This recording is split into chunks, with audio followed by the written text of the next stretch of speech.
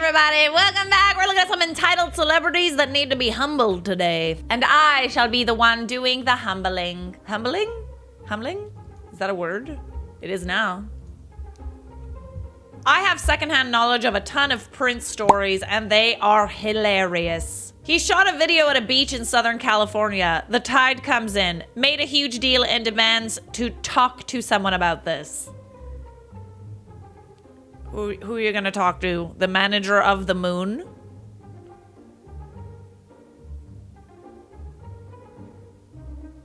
Fires an entire staff for failing to somehow get his little artist, formerly known as Prince symbol, integrated internationally as a standard key on all computer keyboards.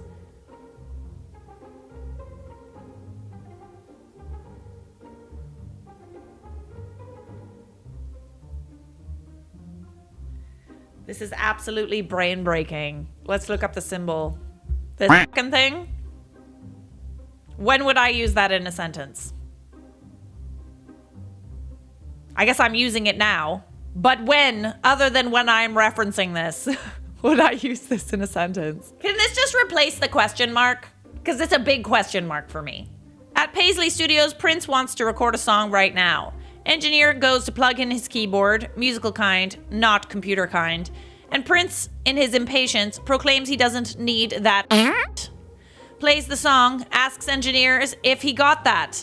Engineer is like, well, no. Why not? Because you weren't plugged in. Oh, God. Oh, Prince. I mean, you are no longer with us. And for that, I am sad. You were a very fantastic artist, a very talented artist. But you were also an entitled one. Oh, shut up. People can still be entitled even when they're dead. You don't suddenly not become entitled when you die. I like this one. Prince calls into the studio from offsite to talk to someone there. Young guy receptionist asks who's calling. The boss of you.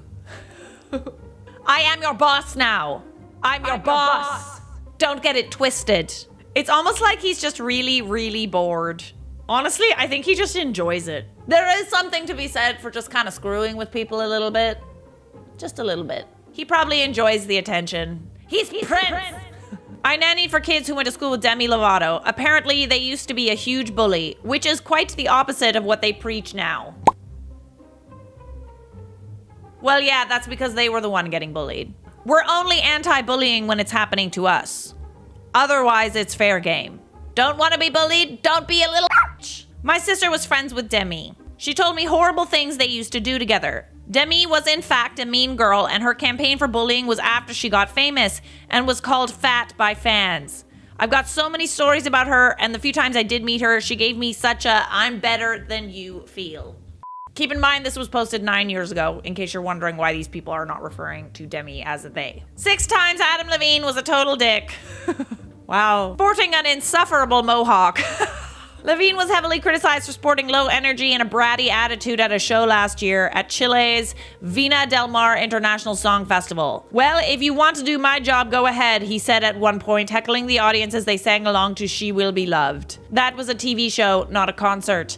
Levine was heard saying backstage after the lackluster 15-song performance. Fully aware of the civil unrest in the country, Levine and his band were late to the show, and Levine had asked that no one look him in the face prior to the performance.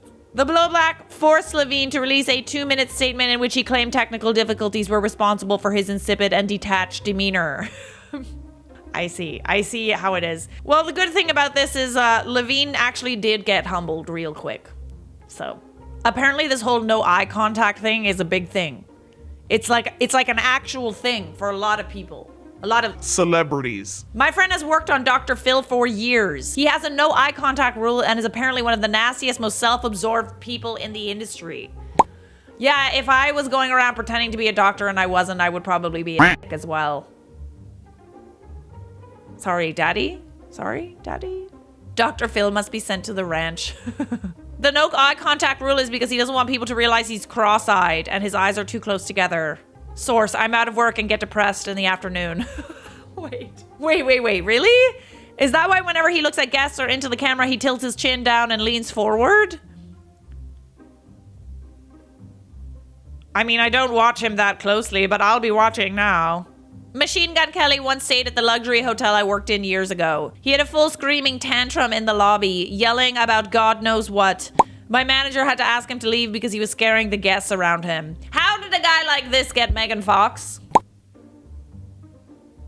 This isn't the first story about him I've heard. Apparently he's a nightmare. An absolute nightmare to be around. Look at those pearls on his face. Unrelated, but look at them. Aren't you embarrassed? I would be so embarrassed to know that everybody knows that I'm a Keep that shit in private. They don't need to know. Lucille Ball hated flight attendants. Oh no. Oh no. Oh, this makes me sad. Okay.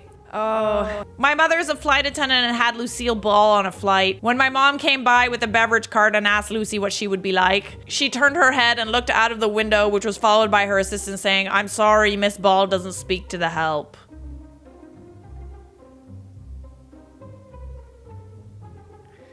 Oh, Miss Lucille. You know, I do like you a little bit less, knowing that. Why flight attendants? What you got against flight attendants? You got a problem? Oh, so upsetting. I was a production assistant back in 2004 to 2005. I noticed mainly European actors were very humble and low maintenance, and it was US talent was the opposite, with exceptions of course. On the films I worked on, Scarlett Johansson was very high maintenance. It was her first tentpole film, and I think it went to her head a little bit. She kept demanding extra things left and right, and it was a miserable experience for most of the PAs on set. Cool and low-key actors on set: Ewan McGregor, Steve Buscemi, Sean Bean, Michael Clark Duncan, Ice Cube, Samuel L. Jackson, William Dafoe, Danny DeVito, Tim Roth, Forrest Whitaker, Kelsey Grammer. For the most part, actors were generally good. If you want to know the most entitled person I had to deal with, it was hands down Michael Bay. He's an a-hole of the first order, and anyone associated with him, his bodyguards and assistants, his two huge dogs, and some of his other staff are all straight entitled idiots. But I'm Michael Bay. I'm Michael Bay. I'm Michael Bay. Just because a PA is on set, that doesn't mean that they're automatically your slave. They'll go get you a coffee if you need one. But like, PA does not equate to slave.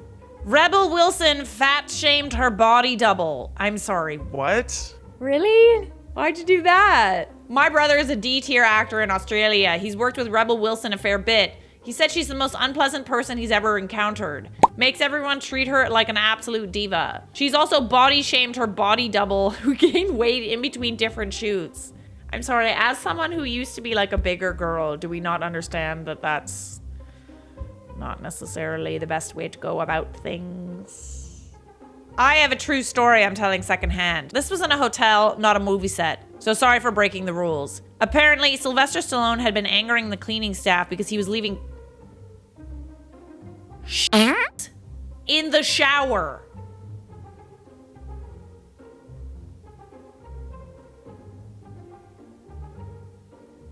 When the manager complained to his people about his behavior, his publicist explained that they had to understand that Mr. Stallone was a very busy man. I'm sorry, how does being busy equate to shaisa in the shower? Oh, I'm so busy, I must poo while I shower. I'm so busy, I have to act like an absolute animal. Right. In the shower. Mr. Stallone was a very busy man. Too busy to sit on a toilet. Wow. Not too busy to shower, though. So that's good. Imagine being so entitled that you think that everyone will just clean your crap out of the shower. It's fine. They'll do it. I'm Sylvester Stallone. Subscribe!